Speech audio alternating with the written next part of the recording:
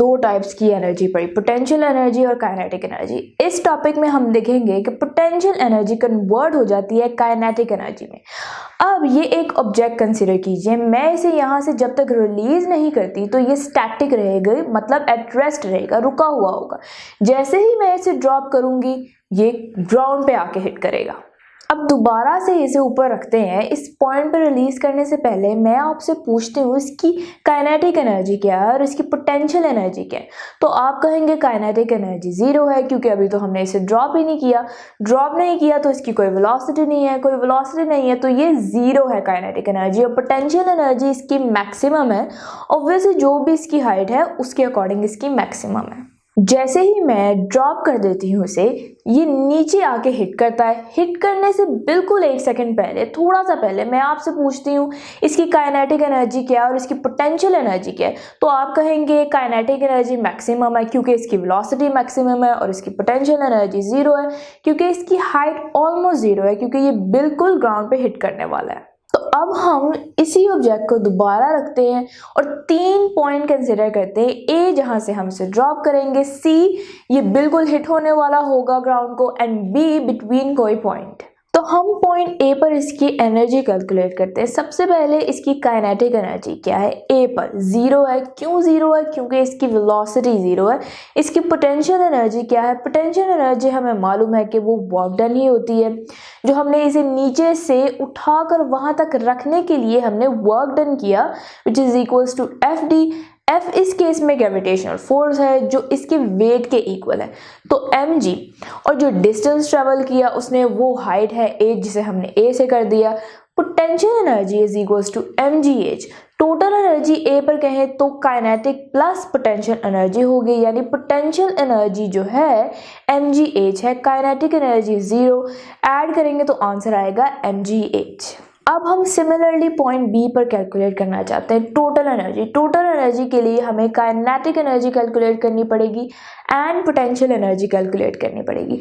सबसे पहले हम क्या करते हैं कि काइनेटिक एनर्जी देखते हैं। काइनेटिक एनर्जी का फॉर्मूला होता है हाफ mv²। इस केस में हम पॉइंट बी पर जो इसकी वेलोसिटी है उसे vb² कहेंगे। हम vb² मालूम करना चाहते हैं। vb² क्या है वो कैसे मालूम करें, या vb² कैसे मालूम करें, उसके लिए हम लिखेंगे vf² minus vi² is equal to 2ad। हमारी ये इक्वेशन ऑफ मोशन है। इसमें जो vf है वो पॉइंट b पर वेलोसिटी है, तो vf is equals to vb। Initial velocity जो है वो a पर थी, हमें मालूम है a पर तो हमने इसे ड्रॉप ही नहीं किया था, इनिशियल वेलोसिटी इसकी 0 थी। A जो है वो ग्रेविटेशनल एक्सेलरेशन है, क्योंकि हम इसे ड्रॉप कर रहे हैं, ग्रेविटी इस पे एक्ट करेगी। D जो है वो डिस्टेंस है।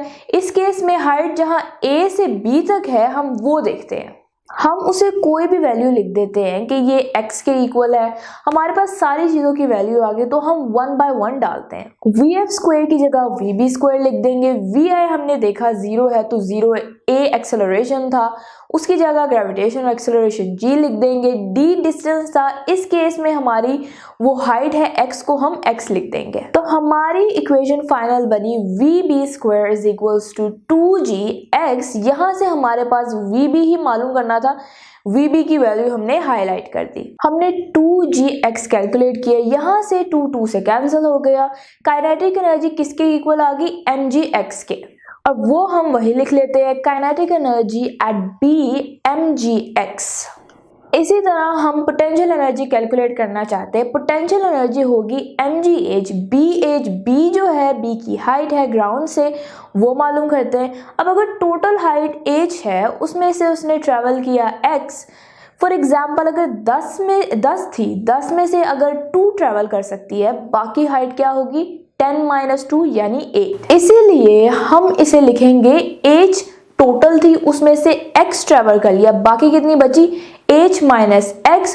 तो b पर जो हाइट है उसकी वो h - x है, और हमारी पोटेंशियल एनर्जी क्या बनी mgh - x। h - x का मतलब है उसकी हाइट जो b पर है ग्राउंड से।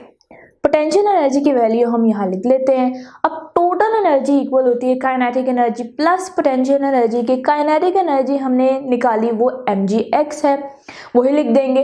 Potential energy mgh minus x वैसे लिख देंगे।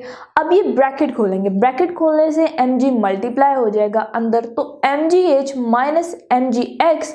अब mgx प्लस और माइनस एक दूसरे से कैंसिल हो जाएंगे, जो बाकी हमारे पास बचेगा वो mgh। तो total energy at B is equals to mgh। अब आप देखिए A पर भी हमारी एनर्जी टोटल क्या है mgh और B पर भी क्या है mgh। अब हम C पर कैलकुलेट करते हैं। अगेन दोनों चाहिए काइनेटिक और पोटेंशियल, टोटल अमाउंट करने के लिए वन बाय वन देखते हैं। अब जो पोटेंशियल एनर्जी है वो तो जीरो होगी, क्योंकि C हमने कहा है वो पॉइंट है जिसकी हाइट ऑलमोस्ट जीरो है, just before hitting the ground. तो potential energy is equals to zero. Kinetic energy calculate करनी है तो हम लिखेंगे हाफ mvc²। C जो है वो C पर वेलोसिटी है, तो vc मालूम करने के लिए वही इक्वेशन वापस लिख देंगे। वो क्या है vf² minus vi² is equals to 2ad। vf यानी फाइनल वेलोसिटी क्या है C पर vc है, वैसे ही लिख दी। vi A पर थी, जब हमने ड्रॉप करने से पहले या ड्रॉप करते वक्त उसकी इनिशियल वेलोसिटी जो है वो जीरो थी। vi is equals to va which is equals to zero. a gravitational, d जो है वो टोटल हाइट है A से C तक, ये सब वैल्यू एंटर करेंगे। तो vc² minus zero is equals to 2gh। Obviously zero हम नहीं लिखेंगे, यहाँ से हमारे पास vc² की वैल्यू आ गई 2gh vc²। वैल्यू हम यहाँ पे डाल देंगे, ये हमारी इक्वेशन बन जाएगी। 2 से कैंसिल हुआ और जो हमारे पास काइनेटिक एनर्जी बची वो बची mgh, और वो हमने mgh लिख दी। अब दोनों C पर ऐड करें इन दोनों को, तो kinetic energy plus potential energy is equals to total energy mgh plus zero is equals to mgh। तो ये आप देखें यहाँ पर भी हमारी जो एनर्जी है वो mgh ही है। एक्चुअल में हुआ क्या, जब हमने इसे ड्रॉप किया था तो टोटल जो पोटेंशियल एनर्जी थी वो लूज होती गई हर पॉइंट पे, और वो lose in potential energy convert होता गया गेन इन काइनेटिक एनर्जी में। हम किसी भी पॉइंट के लिए सिंप्लीफाई इक्वेशन लिख सकते हैं mgh1 माइनस h2, जो भी उसकी हाइट लूज हुई इक्वल टू हाफ mv², जो भी उस पॉइंट पर उसकी वेलोसिटी थी उसको इनिशियल वेलोसिटी से सबके स्क्वायर से सब्ट्रैक्ट कर दें, ये हमारा गेन इन काइनेटिक एनर्जी होगा। बट यहाँ पर एक पॉइंट हमने इग्नोर किया, जब भी किसी चीज़ को हम ऊपर से नीचे की तरफ ड्रॉप करते हैं तो हवा जो है उसके ऊपर फ्रिक्शन प्रोड्यूस करती है, तो टोटल एनर्जी कन्वर्ट नहीं होती काइनेटिक एनर्जी में, बिल्कुल कुछ काम उसे फ्रिक्शन के अगेंस्ट भी करना पड़ता है। और हमें मालूम है वर्क डन जो है इज इक्वल्स टू fd होता है। d इसमें इसकी टोटल हाइट है, f जो है वो फ्रिक्शन फोर्स है, तो यहाँ वर्क डन अगेंस्ट फ्रिक्शन की जगह fh लिख देंगे। हमारा जो total loss in potential energy था वो mgh था, वो मोस्टली काइनेटिक एनर्जी में कन्वर्ट हो जाएगा और कुछ काम उसे फ्रिक्शन के अगेंस्ट भी करना पड़ेगा, तो हम उसे ऐसे लिखेंगे।